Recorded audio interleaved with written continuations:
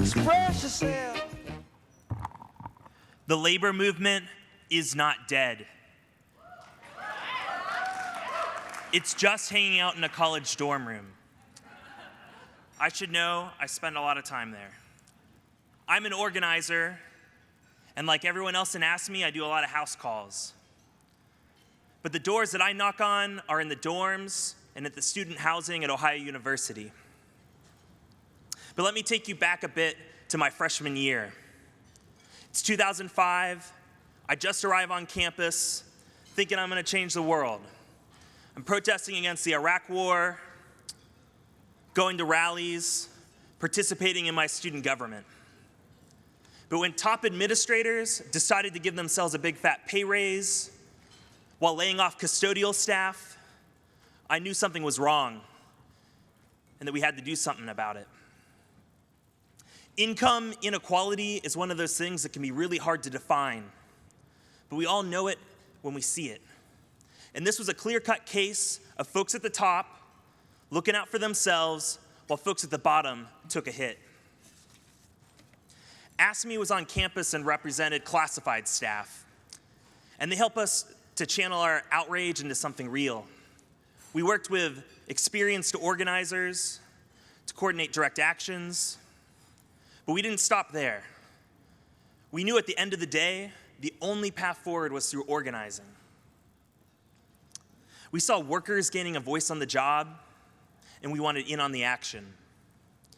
You see, the administration was taking advantage of student workers too.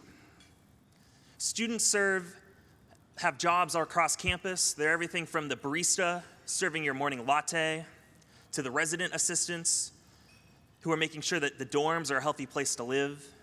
We are the cafeteria workers who are serving up the calories for the infamous freshman 15, and the gym attendants who are helping you work it off.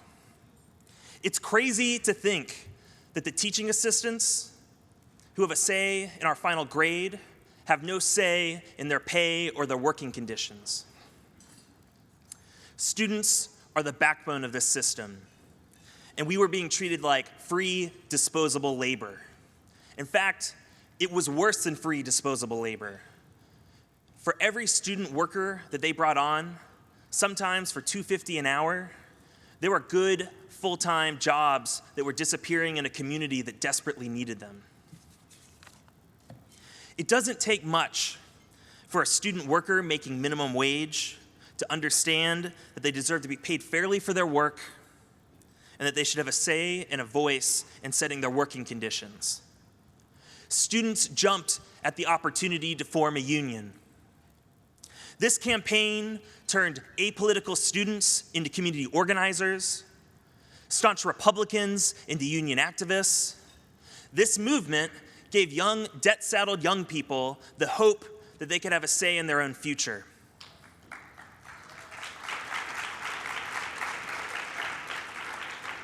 Students know that they don't just have to go down the path laid out by the powers that be.